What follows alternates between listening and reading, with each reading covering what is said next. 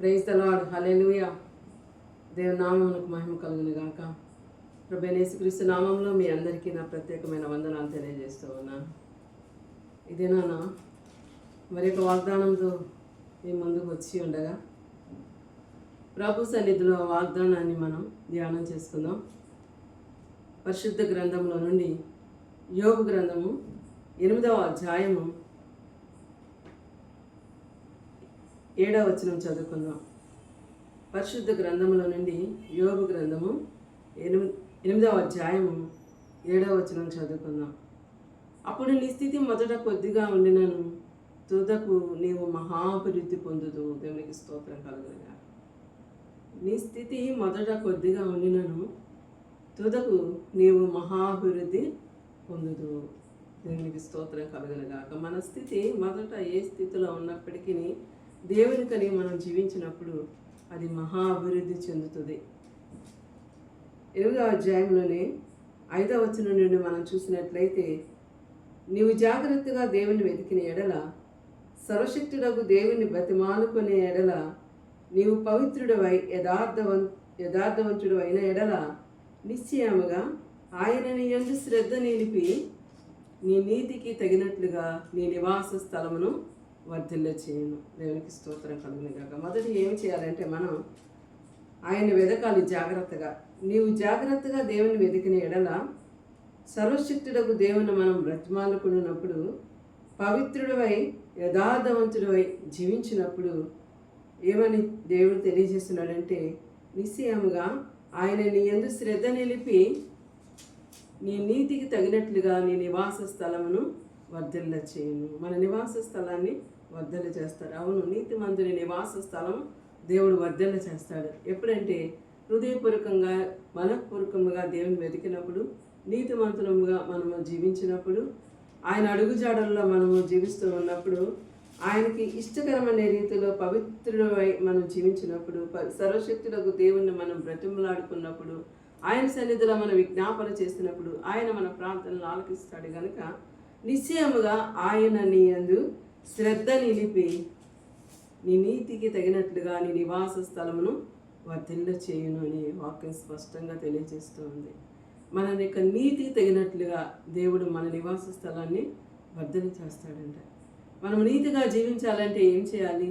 పూర్ణ హృదయంతో దేవుని వెతకాలి, యథార్థ హృదయంతో మనం జీవించాలి, నీతిమంతులంగా మన పరిశుద్ధతను కాపాడుకోవాలి. దేవుడు అంటున్నాడు కదా, నేను పరిశుద్ధులను, మీరు కూడా పరిశుద్ధత కలిగి జీవించండి అని. మనం పరిశుద్ధతను కాపాడుకుంటూ నీతిని కలిగి జీవించినప్పుడు ఆ నీతికి తగినట్లుగా దేవుడు మన నివాస స్థలాన్ని వర్ధిల్ల చేస్తానని తెలియజేస్తూ ఉన్నాడు. అప్పుడు నీ స్థితి మొదట కొద్దిగా ఉండినను తుదకు నీవు మహాభివృద్ధి పొందేదు. దేవునికి స్తోత్రం కలుగునుగాక. యోబు గ్రంథంలో ఈ వాక్యమును మనం ధ్యానిస్తున్నప్పుడు మొదట మన స్థితి ఏ రీతిగా ఉన్నప్పటికీ మనము ఏ రీతి నుండి మనము ప్రారంభించినప్పటికీ దేవునిలో బలపడుతూ దేవుని అడుగుజాడల్లో జీవిస్తూ ఆయన వెతికి ఆయన బ్రతిమలాడుకొని ఆయన సన్నిధిలో నీతిగా జీవిస్తూ ఉన్నప్పుడు ఏం జరుగుతుందంటే దేవుడు మన నివాస స్థలాన్ని వర్ధిల్ల చేస్తాడు కనుక మొదట మన స్థితి కొద్దిగా ఉన్నప్పటికీ మహాభివృద్ధిగా అది వర్ధిల్లుతుంది. దేవునికి స్తోత్రం కలుగునుగాక.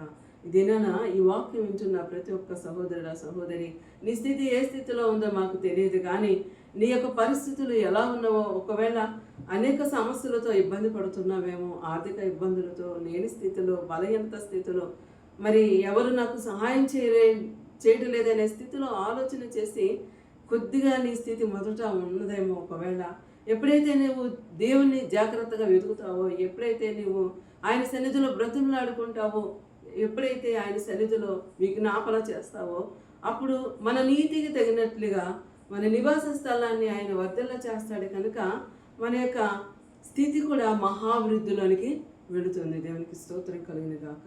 అవును, ఒక మొక్కను మనం నాటినప్పుడు అది చిన్నగా ఉన్నప్పుడు దానికి నీరు పోసి దానికి కావాల్సిన ఎరువు వేస్తున్నప్పుడు అది క్రమక్రమంగా పెరుగుతూ అది మహావృక్షంగా మారిపోతుంది. దానికి శాఖలు, దానికి కొమ్మలు, అది మహావృక్షంగా మారిపోయి దానికి పండ్లు, పూలు అన్నీ కూడా చక్కగా వస్తూ ఉంటాయి. మన జీవితంలో కూడా వాక్యముతో, పాలతో మనం నింపబడినప్పుడు, మరి వాక్యము ధ్యానించుకుంటూ ప్రార్థనలో బలపడుతూ దేవుని సన్నిధిలో బ్రతిమలాడుకుంటూ విజ్ఞాపన చేస్తూ ఉన్నప్పుడు మన నివాస స్థలము ఎలా వర్ధిల్లింపజేస్తాడంటే మన నీతికి తగినట్లుగా. అబ్రహాము దేవుని నమ్మెను, అది ఆయనకి నీతిగా ఎంచబడింది. అవును కదా?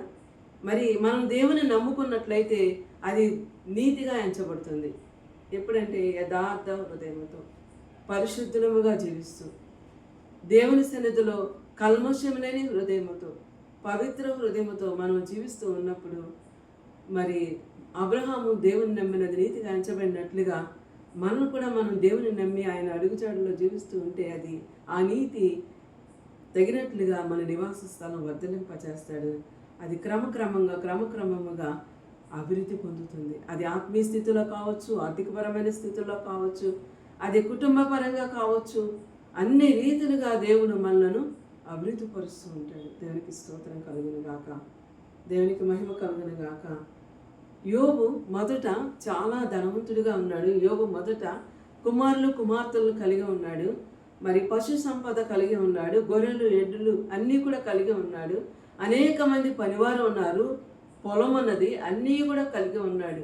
ఎప్పుడైతే దేవుడు యోబు యొక్క కుటుంబంపై సాతానుకు అధికారం ఇచ్చి ఉన్నాడో, యోబు యొక్క ప్రాణము తప్ప మిగిలినదంతా కూడా నువ్వు ఎలాగైనా చేసుకో, యోబు మాత్రం నా యందు నమ్మిక ఇచ్చి ఉన్నాడని సాతానుకు అధికారం ఇచ్చినప్పుడు యోబు యొక్క పరిస్థితి అంతా కూడా మారిపోయింది. ఆ సమయంలో యోబు భయభక్తులు కలిగి జీవిస్తూనే ఉన్నాడు.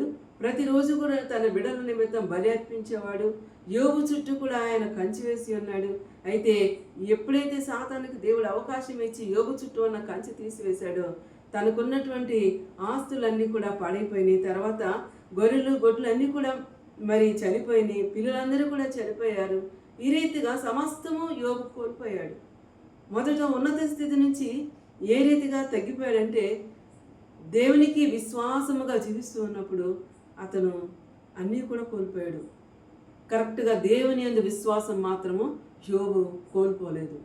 ఎంత శ్రమ వచ్చినా, ఎంత ఇబ్బంది కలిగినా, ఎంత నష్టం వచ్చినా, అన్నీ దూరమైనా, చివరికి భార్య కూడా దూషణ మాటలు పలికినప్పటికీ యోబు సహించి దేవునికి మాత్రమే భయపడి జీవించాడు. దేవుని యొక్క పరీక్షలో యోబు నిలిచి ఉన్నాడు కనుక యోబును మరలా మంచిగా దేవుడు ఆశీర్వదించాడు.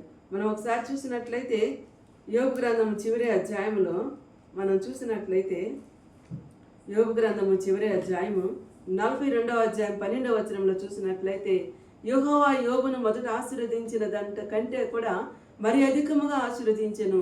అతనికి 14,000 గొర్రెలను, 6,000 ఒంటెలను, 1000 జతల ఎడ్లను, 1000 ఆడుగాడిదలను కలిగిన. దేవునికి స్తోత్రం కలుగును గాక. మరలా డబల్గా దేవుడు యోబును ఆశీర్వదించాడు.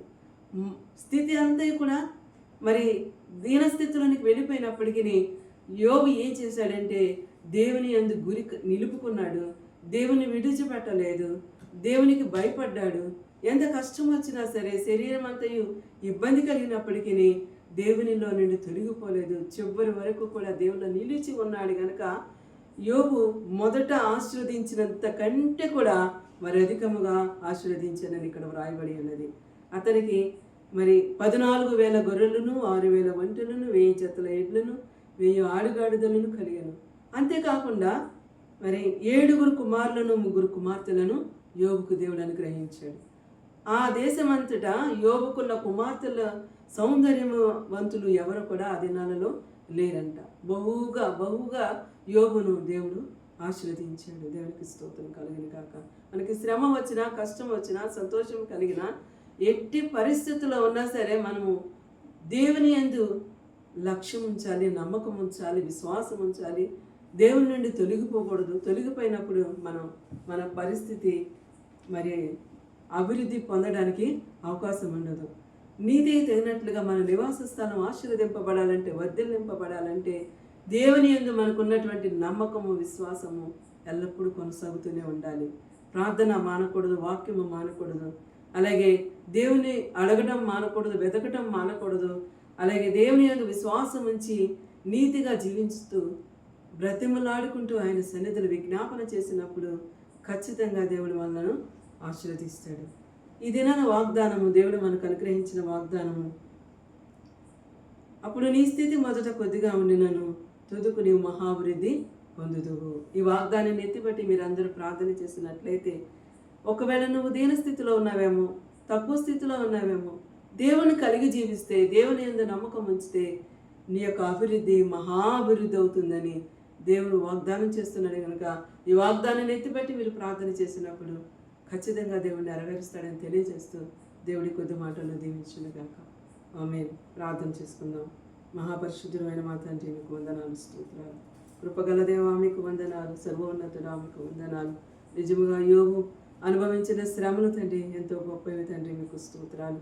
ఆ శ్రమలన్నింటిలో తండ్రి మీకు లోబడి విధేయుడై జీవించి ఉన్నాడు కనుక మరలా రుణంతలుగానే యోబును ఆశీర్వదించాడు తండ్రి, మీకు స్తోత్రాలు. తుదకు మహాభివృద్ధి కలుగజేస్తారు దేవా, మీకు స్తోత్రాలు. వాక్యం ఉంటున్న ప్రతి బిడ్డ కూడా మహాభివృద్ధి పొందినట్లుగా వారిలో మీ యందు నమ్మకం, విశ్వాసం స్థిరపరచి బలపరచమని యేసు పరిశుద్ధమైన నామములో అడిగి వేడుకొని పొందుకొని నామము తండ్రి. ఆమేన్.